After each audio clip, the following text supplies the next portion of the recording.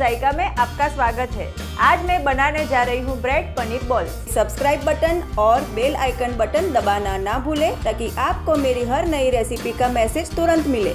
तो आइए देखें ब्रेड पनीर बॉल्स बनाने के लिए हमें किन किन चीज़ों की ज़रूरत होगी। 6 चूरा किया हुआ ब्रेड के स्लाइस, 250 ग्राम कद्दूकस किया हुआ पनीर, 2 पाउच मैगी मसाला, 1 छोटा चम्मच काली मिर्च पाउडर, स्वाद अनुसार नमक और तलने के लिए तेल। सबसे पहले एक कटोरे में चूरा किया हुआ ब्रेड, पनीर, मैगी मसाला, काली मिर्च और नमक डालकर अच्छे से मिला लेंगे और आटा तैयार कर लेंगे।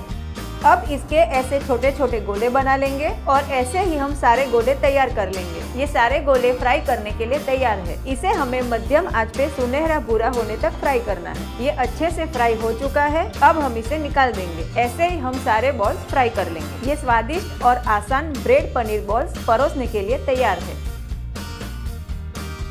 अगर आपको मेरी ये रेसिपी पसंद आती है तो प्लीज़ ये साइड पे सब्सक्राइब बटन क्लिक करें और ये साइड मेरी और रेसिपीज़ देखने के लिए क्लिक करें।